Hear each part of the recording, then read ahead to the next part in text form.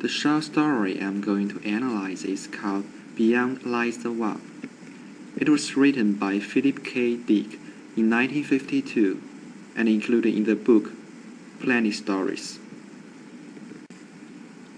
In the story, Peterson, who is an spaceship crew, purchased a pig-like animal called Wab from a Martian and decided to transport it to the Earth with other Martian animals. But after taking off, Captain Franco, with a great interest of eating the Wab, decided to kill it to deal with overload. However, the Wab started to speak in English and showed its opposition of the idea. It had a talk with the captain and showed its ability of telepathy, mind reading, and even paralyzing. It paralyzed Captain Franco, which made Franco even more insisting on killing and eating it. Afterwards, when the Wab told Peterson its understanding on Odysseus, Captain Franco broke in and killed the Wab. At the dinner, Franco enjoyed the Wab, but then he started to share its understanding of the mass with Peterson, which showed that the Wab had actually possessed Captain Franco's body. For human nature, the story shows how it influenced the character's behavior.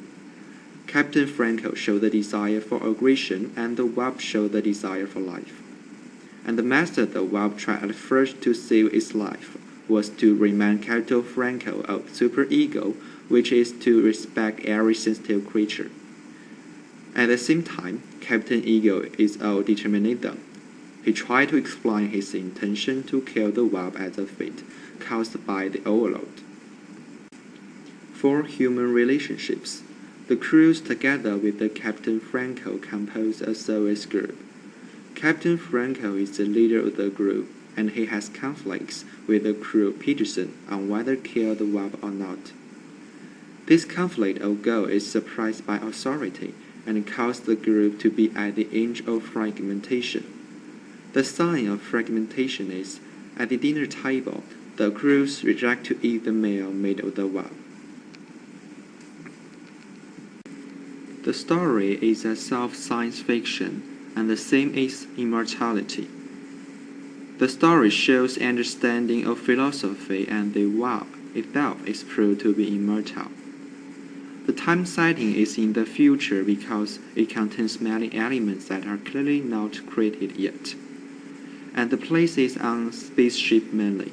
The time setting and the place setting is related to create that small society in the spaceship to serve the plots. The Wab has superpower, but no exactly technology has been mentioned. The most important technology is the space travel, which is also used to create a small society in the spaceship to serve the plots. It used an untypical basic 3-act structure. For setup, the captain decided to eat the Wab, but the Wab started to talk and opposed to the idea, which is a turning point. Then for confrontation, the Wab had a talk with Captain Franco, but the captain insisted on his original idea. In the resolution stage, the captain confronted with the Wab again and killed the Wab, but the Wab survived and upheld the captain's body as a reward. The plots are well arranged and connected.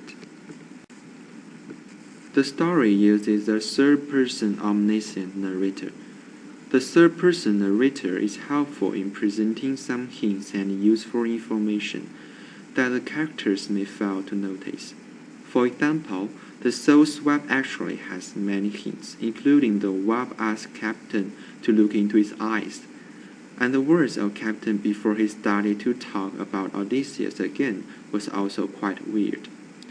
The language is quite frank and clear, which made the story easy to understand and can arouse readers' interest. The dialogue are well designed, which can reflect the characters of speakers.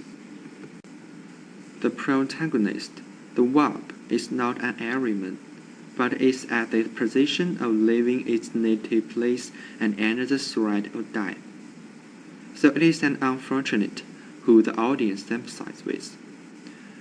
The captain is the antagonist, who is selfish, aggressive, and autocratic. As for the crews, they are used to move along the plots. The author uses show don't hire. The confrontations between the captain and the wub are vividly showed through carefully describing their actions, languages, and expressions. All the descriptions, thoughts, feelings, and speeches are quite balanced. The suspension of disbelief is also conducted.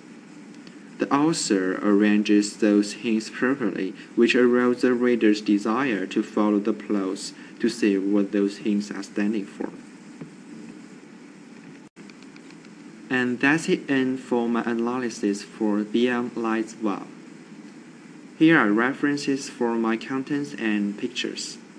Thank you for your listening.